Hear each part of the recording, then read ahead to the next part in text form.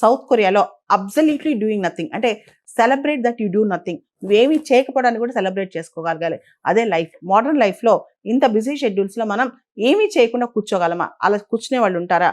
ఎటువంటి గ్యాడ్జెట్స్కి అడిక్ట్ అవ్వకుండా, ఏమి చేయకుండా స్తబ్దుగా కూర్చుని ఎవరితో మాట్లాడాలని అనిపించినా మాట్లాడకుండా సైలెంట్గా, అంటే ఎమోషనల్ స్టిల్నెస్ అనేది కూడా మనిషి మెయింటైన్ చేయగలరా? ఇవన్నీ కూడా టెస్ట్ చేస్తారనమాట. ఈ డూయింగ్ నథింగ్ కాంపిటీషన్ అనేది సౌత్ కొరియాలోని సోల్లో 2014 నుంచి ప్రతి సంవత్సరం పెడతారనమాట.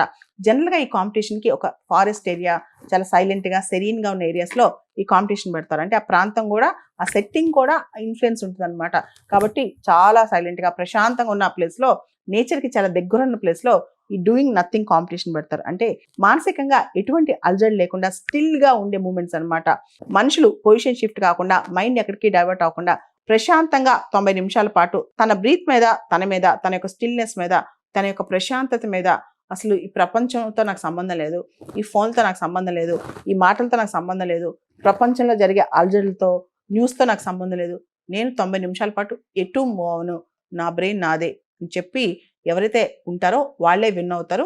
90 నిమిషాల పాటు ఇది విన్నర్ అవటం అంటే చాలా కష్టం అంట. ఎందుకంటే వీళ్ళకి హార్ట్ రేట్ ఎలా పెరుగుతుందో లేదో టెస్ట్ చేస్తూ ఉంటారు, వీళ్ళ కదలికలను టెస్ట్ చేస్తూ ఉంటారు. కాబట్టి 90 మినిట్స్ పాటు కూర్చుంటే వాడే విన్నర్.